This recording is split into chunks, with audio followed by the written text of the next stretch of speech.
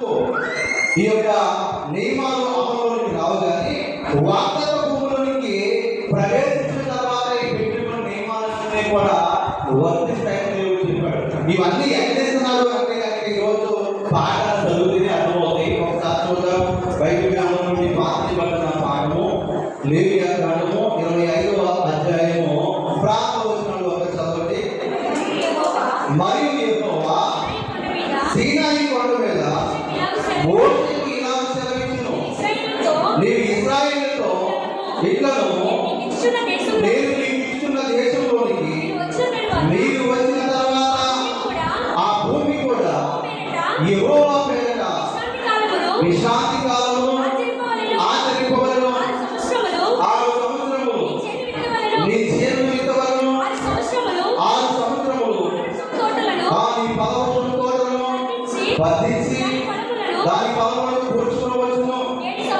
7వ సంవత్సరము భూమికి మహావిశ్రాంతి కాలము అనగా యెహోవా పేరిట విశ్రాంతి సంవత్సరముగా ఉండవలెను. అందులో నీ చేను విత్తకూడదు. ప్రార్థన చేస్తుందాం. బాబులను విధిగా ప్రేమించిన మా ప్రియ పరలోకపు తండ్రి, మీ ఘనమైన నామములో వందనాలు.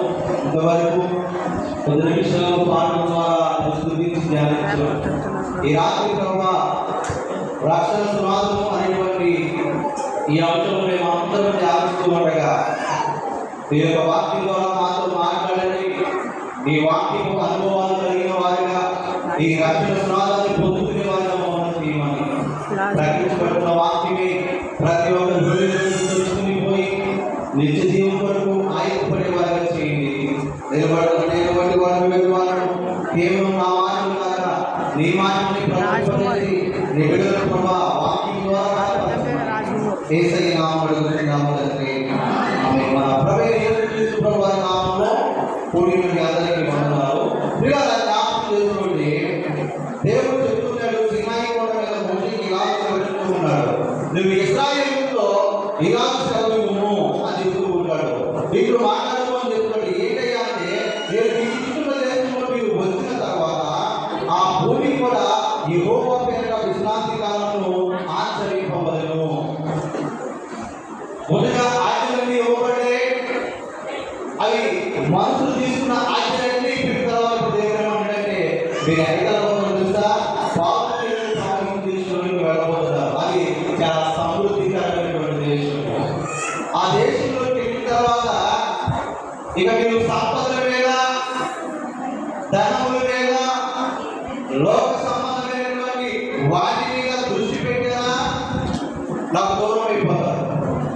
మీరు తిరిగి గుర్తుపడిన తర్వాత యెహోవాను మరచినట్లా మీకు మీరు వారితో స్థితి ఉపదేశంలో చెప్పారు. అది ఎందుకు అంత ఖచ్చితంగా ఈ మాటలు చెప్తున్నాడంటే, వీళ్ళకు వాగ్దానం చేసి ఇవ్వబోతున్నాడు. మనం చెప్పారు వాగ్దానం చేసి సాదృశ్యంగా ఉంది.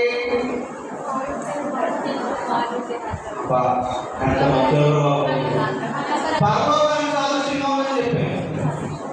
బైబిల్ అంతా చదివి అబ్రహాము బైబిల్ అంతా చదివాక అబ్రహాము అడిగే క్లాస్ అలా రోజు మీరు చెప్తున్నారు కదా, ఈ పాలన దేనికి సాదృశ్యంగా ఉందంటే కనుక కొత్త నిబంధనలో దేవుడు చెప్పినటువంటి పరలోకానికి సాదృశ్యంగా ఉంది. ఆ పరలోకం సొంతం చేసుకోవాలంటే ఇక్కడ కఠినమైనటువంటి ఆజ్ఞలు అనుసరించాలి. ఎవరికి పడితే ఇక్కడ వారి వరకు. అలాగే ఇప్పుడు సీనాయి కొండలో ఉండగానే దేవుడు ఏం చేయాలంటే కొన్ని ప్రమాణాలు చేసుకున్నాడు వాళ్ళతో. ఎందుకంటే వీళ్ళు వెళ్ళిన తర్వాత మాట తప్పేసి వీళ్ళు ఇష్టానుసారంగా జీవిస్తారు. అయినా కానీ వీళ్ళు ఏం చేస్తారు తెలుసా, ఆ పాలన దేశంలోకి వెళ్ళిన తర్వాత ఆ ఇవ్వబడినటువంటి భూములు ఒక్కొక్క వంశానికి ఎంత కావాలో అంత ఆ యాజకులు ఏం చేశారంట, ఎవరి వంతు చొప్పున వాళ్ళకి పనిచేశారు. ఇప్పుడు చెప్పండి, సంవత్సరానికి మీరు పండుగ ఉంటున్నాయి 11 ఎకరాలు ఇస్తే మనందరూ మన కథ మనందరి పేరు అబ్బాయి యాసకాలం పంట, 5 వర్షాకాలం పంట ఎక్కువ జరుగుతున్నాయి. నాలుగు సేవకుడు చెప్పాడు, అమ్మ దేవుడికి ఇచ్చిన వాగ్దానం తెలుసుకోండి. దేవుడికి ఇచ్చినటువంటి భూములను 6 సంవత్సరాలు వరుసగా పండించుకోండి. 7వ సంవత్సరంలో మాత్రం పంటలు పండించకండి. మీ భూములను పీడికండి. మీ ఉద్దేశాలు ఎలా ఉంటాయి చెప్పండి. అంతే బయటికి వెళ్తారు.